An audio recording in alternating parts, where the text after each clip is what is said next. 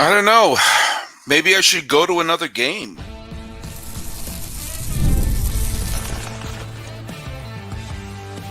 You are Locked On A's, your daily Oakland A's podcast, part of the Locked On Podcast Network, your team every day. Hello, A's fans, and can you hit? This is Locked On A's, and welcome to the show. We are part of the Locked On Podcast Network, where it's your team every day. This is the daily podcast where we talk about your Oakland A's in this emotional and so far very strange season. I am your host, Paul Francis Sullivan. Please call me Sully. I have been a baseball podcaster for well over a decade now. This is my sixth season as a member of the Locked On Podcast Network, and my first one hosting Locked On A's. I'm also the host of Locked On MLB, so you can get twice the podcasting love for your pal Sully if you so require. Hey, follow us at Locked On A's on Twitter, or whatever it's called now, on Instagram. I'm your pal Sully, but Sully Baseball on Twitter. Sully Baseball Podcast on Instagram. Today's show is brought to you by FanDuel. Make every moment more. Right now, new customers get $150 in bonus bets with any winning $5 bet. That's $150 with any winning $5 bet. So visit FanDuel.com/lockedon to get started. And hey, if you're listening to us every day and you want to comment on all those social media sites, use that hashtag EverydayAs. We have an idea of who's listening to us every single day. Wow. This is really annoying. For the lack of a better term, annoying. Because the A's are a couple of days ago, when they were scoring a lot of runs, but the Rangers were outscoring them. That was annoying because they were getting lots of runs, and they just did not have the pitching to pull it off. Remember when they lost 12-11? Remember when they lost 8-4? I mean, remember when they lost 15-8? They lost games where they scored 8 and 11 runs. So okay, what if they get some decent pitching? Okay, let's see them get some decent pitching. And they go to Houston on Monday, and while the final score was 9-2, as I said on the show, that was misleading because they got, Stripling wasn't great, but the score, it was, they had the tying run at the plate in the top of the eighth inning. It was only 3-2 going into the seventh. And the bullpen collapsed in the eighth inning. Okay, so it's 9-2. All right. Then what happened the other night? They had a wonderfully pitched game. Like, everything was lined up perfectly for the A's in this. They wound up getting a really good job by J.P. Sears. Gave him 5 solid innings. Austin Adams gave him a shutout inning. Lucas Erceg kind of dusted off his nastiness he's had recently. He pitched a solid inning. Mason Miller gave him 2 innings where he struck out 5 batters and didn't let up a hit. Okay? And they also had the good fortune of having Ronel Blanco, who has been the out of nowhere, where did this guy come from, super ace of the Astros. Oh, wait, he has something in his glove. And Astro fans out there, including H-Town Wheelhouse at Locked On Astros, will always grind their teeth when people bring up cheating and the Astros and say, well, this isn't connected to that and that isn't connected to this. You can't scream at the tides. Whenever an Astros player cheats, and Ronel Blanco was cheating, you have to understand people are going to remind you that you cheated. That's just the way it is. But he was out after 3 innings. And they had Scott, Montero, Abreu, Presley, Hader, all of them pitched. And the A's just couldn't manufacture a run. The one run that they managed to get the other day, and they tied the game in the 8th inning when, Toro got a double and Rooker singled him home. But how many other times throughout the course of that night where someone got on base by a hit, someone got on base by a hit by pitch. Someone there would be leaving runners left, and Langoliers gets a double. Schumann gets a single. In the opening inning, they had the bases loaded. Strike 3 called. They can't produce a run. They produced one freaking run without a home run. They couldn't hit homers. So what are you going to do? You can't produce a run. And then how many runs did they get in the first game? 2, a grand total of 2 runs. So going in, and of course they lose in a walk-off manner on Tuesday. So what happens today? They fall behind early. Okay. But then the pitching was good.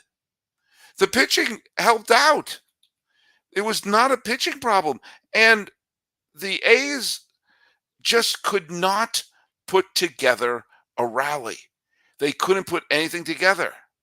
And yeah, they were facing Framber Valdez. And Framber Valdez is a very good pitcher. Okay? He's an excellent pitcher. But guess what?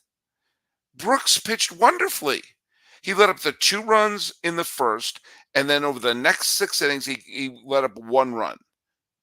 You put together, holding this team, the Astros, to 3 runs, you should be able to, I don't know, at least match that. And you knew the Astros bullpen was taxed after having to pitch extra, to go overtime the other day. And Valdez struck out 8, let up 2 hits, walked 2, and that's it. And Martinez walked a bunch in his time. They had him fill out, and the next thing you know, 3-0. The A's have scored 3 runs in the Houston series. Not 3 runs a game, 3 runs. And now the A's and the Astros are tied. They're in a virtual tie. The A's have one more win, but also 1 more loss. They play 2 more games than Houston has at this point. And the whole sort of, hey, the Astros are behind them. No, that's not the case anymore. They're in a virtual tie right now. And now the A's have to win if they want to go escape the series still in 3rd place. And I don't have any trust that they will. Estes is pitching. Javier is pitching. Estes pitched well for the A's. Christian Javier is a conundrum. But the A's can't hit. And here's the other thing you got to remember. There is no reinforcements coming. There's the cavalry is not coming. It's not like they have a Bryce Harper sitting in AAA right now. It's not like the A's are going to spend $4.25 to raise their already bottom level roster at this point. This is the lineup. This is the moment. And since I went to that game, that marvelous game where they got back to 500 on May 4th, just 11 days ago. It seems like a long time ago. At that moment, they were 17-17. And within striking distance of being one of the wild card teams, you thought, hey, if they have a halfway decent May, they could go into June a pseudo contender. Since then, do you know who's been worse than them in all of baseball? Nobody. They have played 11 games since then, and they've lost 9 of them. They're 2-9 since that great blowout game. And they have scored a grand total in those 11 games, 49 runs. And keep in mind, that low run total includes the games where they scored 8 runs here or 11 runs there. When they pitch, they can't hit. When they hit, they can't pitch. And I know, we should just feel good that for the first month and a few days, they were a 500 team and they didn't embarrass themselves. But they're starting to be the team we thought they were going to be. And they got 1 more game against Houston. To lose 4 games stinks. And it's not like they can even play the whole, well, only Cleveland can beat us. No, other teams are finding ways too. And KC is coming up next. And in case you haven't been paying attention, The Royals have been a good team this year. The Royals are a contender, and they were a 100-loss team last year, and they're a contender this year. Do you know why? Because ownership spent money to make them better. What team used to be in Kansas City? Oh, yeah, the A's. It's frustrating because if they had stolen just one win out of these first 3 games, then they go into the final game and think, hey, you could get a split in Houston. And it kind of washes the nasty taste out of your mouth over what happened in Seattle. Well, they finally, their string of losing, the rubber games, everything like that finally fell apart. But now they're playing badly, and they can't hit, and they can't manufacture a run, and they've allowed Houston to get off the mat, which is equally annoying.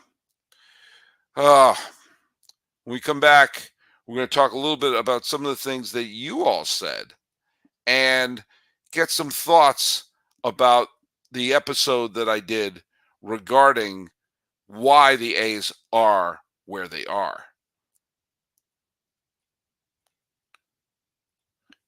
Get supplies from the site that's made for the skilled trades, supplyhouse.com. Supplyhouse.com is the reliable way to order plumbing, HVAC, and electrical products online. Their easy-to-use website is packed with helpful resources and the latest product info to help you get the job done right. Shop a complete inventory, over 200,000 parts from over 400 top brands, and get your order delivered right to your door with fast shipping from coast to coast. Need help with an order? Get expert support and industry-leading service from the friendliest folks in the business, and talk to a real person every time. Pros in the skilled trades can get a competitive edge by joining supplyhouse.com's free Trade Master program. Every trade master gets access to a dedicated phone line, free shipping, and discounts on every order. Join the thousands of trade pros already benefiting from a free membership at supplyhouse.com/TM and order plumbing, HVAC, and electrical supplies from anywhere with just a few clicks at supplyhouse.com.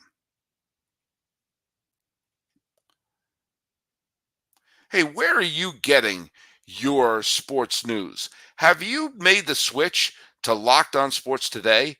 It is a free 24/7 sports streaming channel programmed for you to give you the biggest stories in all of sports. Locked On Sports Today brings you can't-miss analysis, opinions, and news, streaming 24/7 on YouTube or the free Amazon Fire TV channel app, part of the Locked On Podcast Network, where it's your team every day.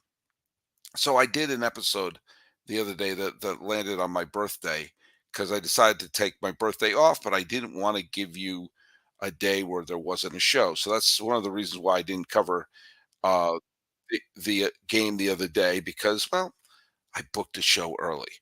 But I did try to break down.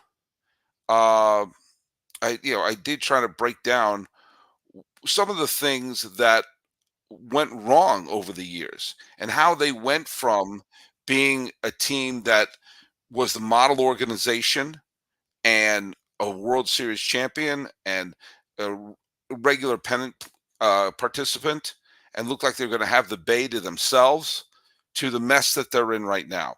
I'm going to go over some of the things that people said. The Time Wave wrote, Scott Boras has done more damage to the game of baseball and upcoming players than he's ever given credit for. That was in regards to Todd Van Poppel and the fact that he put a ridiculous contract that the A's bit on, which probably derailed what would have been a great career. I'm not a Scott Boras hater. I know some people are. I'm not. I think he does his job. Sometimes it works and sometimes it doesn't. He got a lot of flack this offseason because some of his clients didn't get the big, huge contracts they wanted. But he has Juan Soto playing wonderfully for the Yankees, and he is not going to let Juan Soto sign unless he gets big free agent offers. If I were a player, I would want to have a Scott Boras working for me, because more often than not, it seems like it works. Is he losing his touch? Well, he's going to have a great offseason this year with Soto. So I don't know. I'm not going to lump it in, but the Van Poppel move absolutely was a disaster. It's Steve had some nice things to say about the show. He said you start off with the good memories from being a kid watching the Bash Bros and watching the Battle of the Bay. Then you did a complete history report of who, when, why the A's got into this mess. I've always heard of the San Jose territory issue, but I never fully understood it until then. Thank you. Yeah, and I've had some people disagree with me on my analysis of the San Jose territorial. I think that it was done. I think it was a little Machiavellian. I think the A's were trying to uh, get the Bay to themselves. But a couple of people disagree with me on that. Save the People 2004 wrote the Haas family genuinely loves sports, much like former Giants owner Peter McGowan. The Bay Area was truly blessed to have both of these running big league teams. Yeah, that's true. That was true. It would have been nice if the Haas family built a stadium at one point. But Save the People continues. So the A's trading away Canseco and Henderson in 92-93 was pretty clearly the end of the golden era of athletics baseball. I'll push back a little bit there, Save the People. Canseco's trade was weird, but it did bring in Sierra. The A's did go to the playoffs that year, and if it would bounce here or bounce there, they probably would have beaten Toronto. And Henderson, they did trade in 1993 for Scott Carsey. They traded him to the Toronto Blue Jays. But remember, Henderson then immediately re-signed with the A's. He re-signed with them in 1994. Now, granted, he bounced around all over creation after that. Always seemed to coming back to the A's, but then to the Padres, to the Red Sox, to the Angels for a little bit, to the Mariners and the Mets. Yeah, he did bounce around a little bit.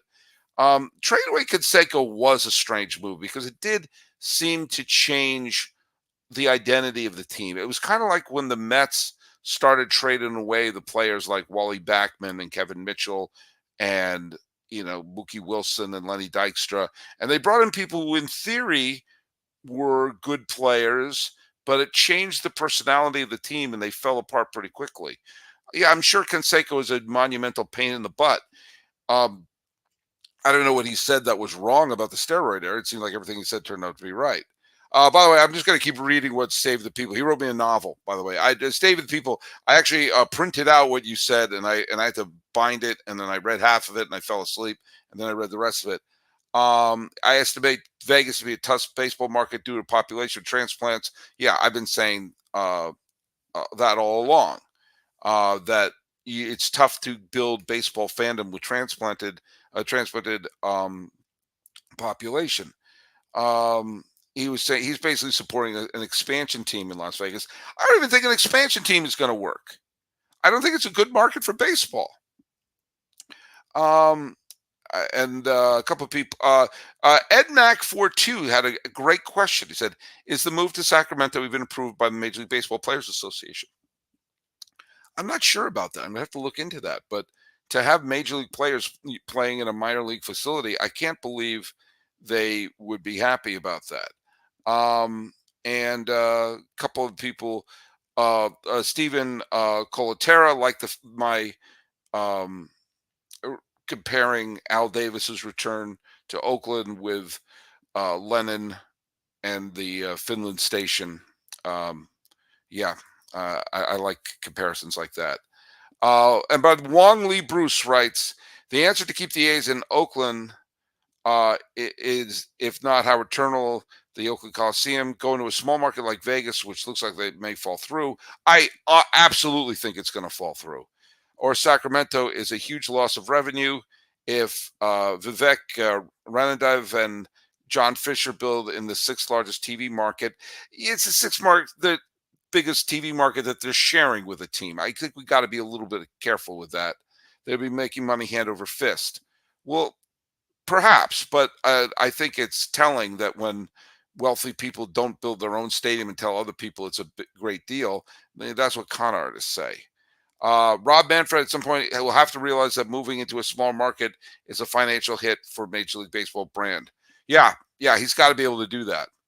But The A's are going to are trying to move to a smaller market, and the Rays are trying to build a stadium right next to where their problematic stadium is, when all people have been saying for a generation and a half is that the reason why the Rays can't draw is because the stadium's in the wrong place. So naturally, they're going to build the stadium in the same place. It'd be nice if baseball had leadership. It'd be nice if there was someone in charge. And that is why, and I'll say it again, vote Sully, baseball commissioner, for a change. We got to change this up, and I'm willing to be the baseball commissioner. That's all there is to it. Well, look, we're going to do our latest edition of I Bet You Forgot They Were on the A's. And it's someone who you remember for many, many different teams. But I guarantee you, his tenure with the A's slipped your mind. Let's talk a little bit about our friends at FanDuel. It is winner take all time in the NBA and Stanley Cup playoffs. And FanDuel is giving you a shot to bring home a big win of your own.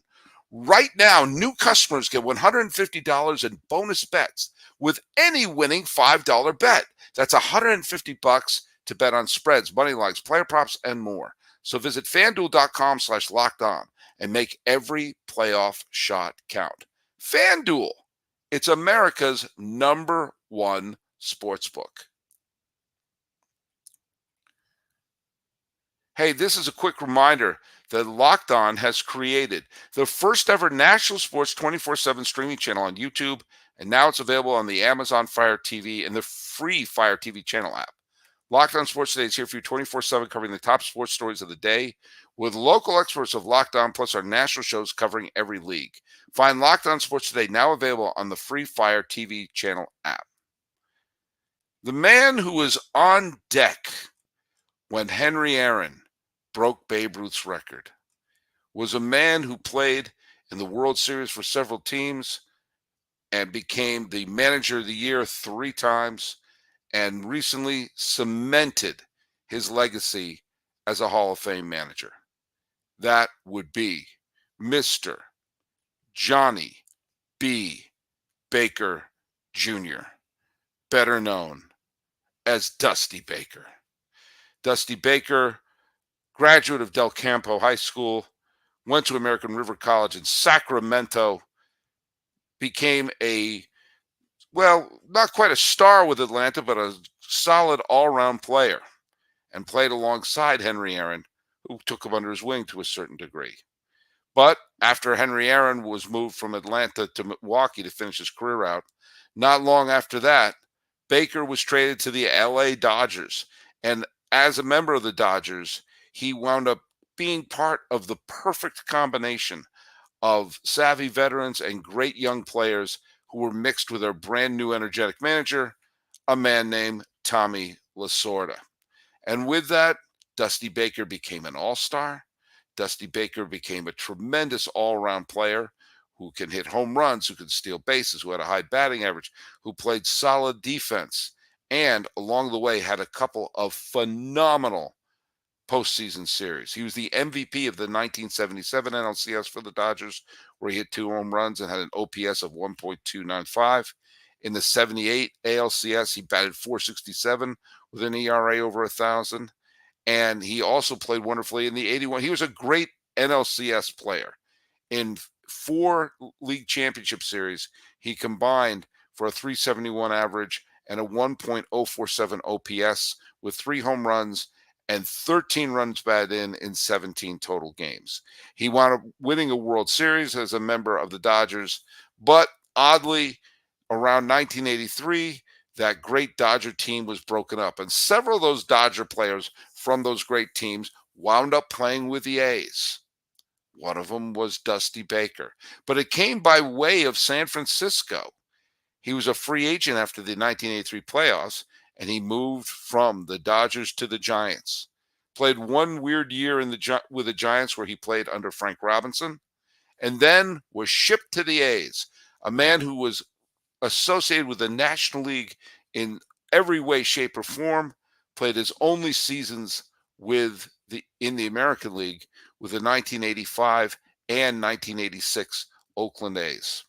At that point, he was basically a DH, but did play some first base and did play some outfield. In his second game as a member of the Oakland A's, he went 3 for 5 with a home run and 3 runs batted in against the California Angels. And he must have loved facing the Angels because just 2 weeks later, he faced the Angels and went 2 for 4 with a home run and 5 runs batted in. He was productive, but he was no longer Dusty the Great. He wound up playing 111 games as a member of the A's as a 36-year-old in 1985. And then he played 83 games with the A's in 86. And that was a team, when you take a look at the team he was played with in 86, that team had Dave Kingman, that team had Jose Canseco, that team had Bruce Bochy, not Bochy, but Bruce Bochy, and a young third baseman by the name of Mark McGwire. Now, McGwire was supposed to be a good power hitter. Rob Nelson was supposed to be a tremendous power hitter. But the team was beginning to take form of the great A's teams of the late 80s. And it's odd when you realize Dusty Baker's final manager as a player was Tony La Russa. Strange, because eventually La Russa and Dusty Baker, well, let's just say they weren't the best of friends when they were both managers. After the 86 season, the La Russa and company offered Dusty Baker a chance to play for their AAA team, and Dusty said, "Thank you, no." After the 87 season, he retired. By 1989, he was a coach with the Giants. By 1993, he was the Giants manager, and he went on to manage many, many teams, all in the National League. The Giants, the Cubbies, the Reds, the Nationals, until Houston, which was a National League team his whole playing career, but now is in the American League. A Hall of Fame manager and a solid all-star player, a stalwart in the National League for generations, who very briefly, and I bet you forgot, played for the Oakland A's. And there you go. The Jax, Florida, you'll beg what, I don't know what's going on. Someone's coming in and has entered my comments and decided to be, how do I say it? Childish. I'm guessing it is an Astros fan. Well, what are you going to do? I know what the A's better start doing, and that is hit, because they haven't been able to hit anything. Keep that in mind, Jax, Florida, as you fill up my comment section with spam. So go to Locked On A's on Twitter, whatever it's called now, and on Instagram. I'm your pal Sully. I'm at Sully Baseball on Twitter, Sully Baseball Podcast on Instagram. Not feeding the trolls, but hopefully seeing some runs. This has been Locked On A's. I am yours, Paul Francis Sullivan. Please, please, please, even you trolls, call me Sully.